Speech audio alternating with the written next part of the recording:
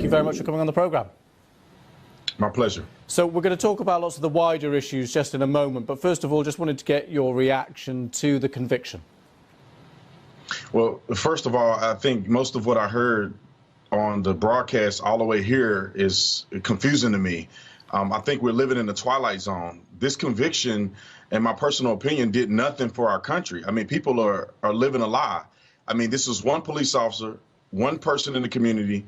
They found him guilty. This was the swiftest justice I've ever seen in my life. The day after the film came out, he was arrested. He was tried. 10 hours of deliberation. He was convicted. I'm not really sure why people are acting like this is monumental. Also, he did not get a fair trial, in my personal opinion. There was a lot of obstruction that had happened. They paid the family out $27 million before the jury could be selected. I mean, they're going to have a case and appeal.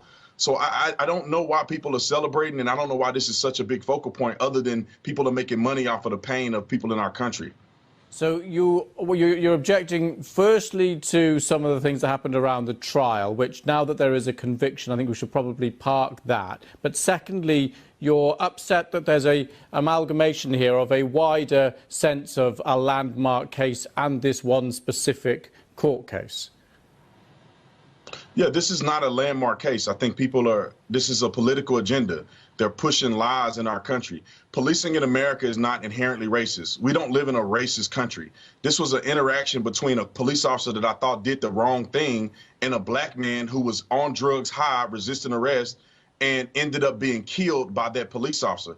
That's as simple as it can be. The president of the United States got out and made a fool of himself trying to promote racism in a simple police encounter that the officer got convicted on. So you reject President Biden's comments about systemic racism and it being a stain on the whole nation?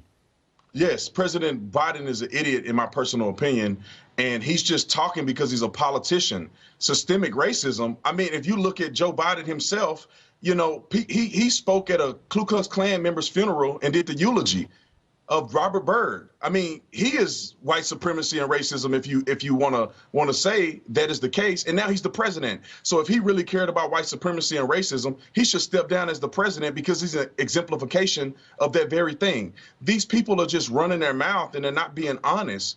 We don't have a problem with racism in our country. We have a problem with people not following the law. We also have a problem with politicians making up things so they can get reelected. And that's exactly what has been happening. That's why you never see anything change. They're lying to us. So the rate of people being killed by police the rate is higher amongst black people than amongst the rest of the population. How do you account for that if that isn't a systemic racism problem?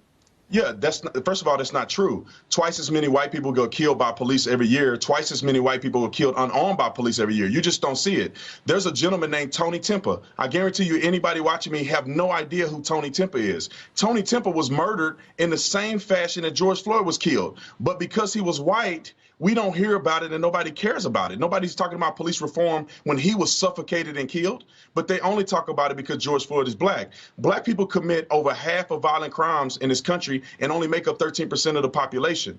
They commit over half of the murders in this country, but only make up 13% of the population. And we can agree that 13% of the population aren't the criminals. There's only a small fraction of the black community that's doing this. So that explains why police are in the black communities more, and that explains why black people are incarcerated more. They are making up lies saying that it has anything to do with racism. Do you understand that there's black police officers too that patrol in many of these majority black cities? Are they racist? No, that's not the case. They're just making these things up, in my personal opinion, and they're riding a wave of dead black people in order to make money and be politically and get political leverage. Brandon Tatum, thank you so much for coming on and talking to us. Thank you.